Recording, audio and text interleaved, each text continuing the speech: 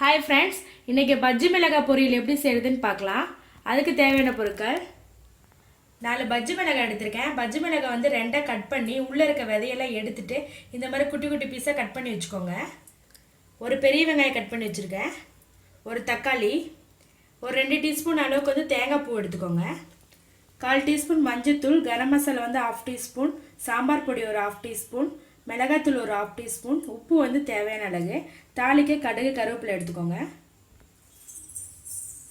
இப்போ 2 டீஸ்பூன் எண்ணெய் விட்டுக்கோங்க. எண்ணெய் காஞ்சதும் கடுகு போட்டுக்கோங்க. கடுகு வெடிச்சதும் கட் பண்ணி வச்சுருக்க வெங்காயம் போட்டுக்கோங்க.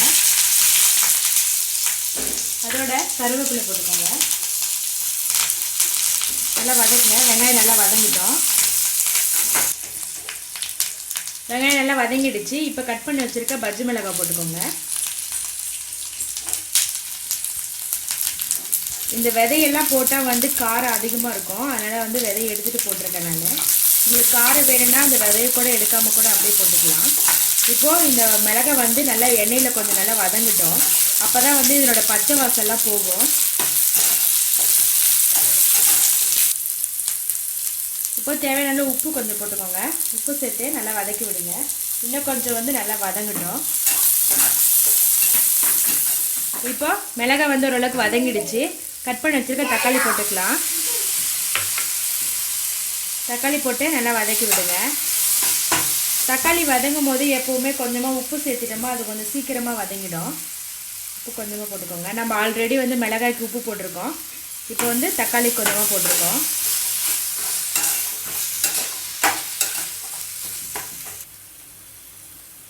தக்காளி வந்து ஓரளவுக்கு வதங்கிருக்கு. இப்போ மஞ்சள்தூள் ஆட் பண்ணிக்கோங்க.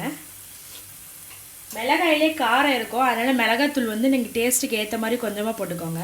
கரம் மசாலா தூள் போட்டுக்கோங்க. சாம்பார் பொடி, மிளகாய்த்தூள் உங்களுக்கு காரத்தை பொறுத்து நீங்கள் மிளகாத்தூள் போட்டுக்கோங்க. கொஞ்சமாக சேர்த்தாலே போதும், ஏன்னா ஆல்ரெடி வந்து மிளகாவே காரமாக தான் இருக்கும். நல்லா வதக்கி விடுங்க.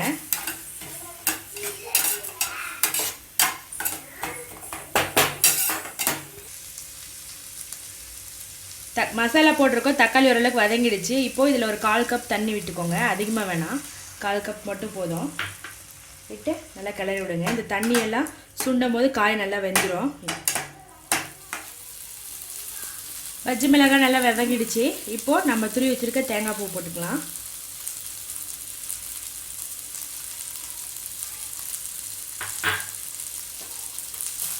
நல்லா வதக்கி விடுங்க. உப்பு சரியாக இருக்கான்னு செக் பண்ணிக்கோங்க. ஒரு நிமிஷம் நல்லா தேங்காய் பூ போட்டு ஒரு நிமிஷம் இருந்தால் போதும். இப்போ அடுப்பை ஆஃப் பண்ணிவிடுங்க.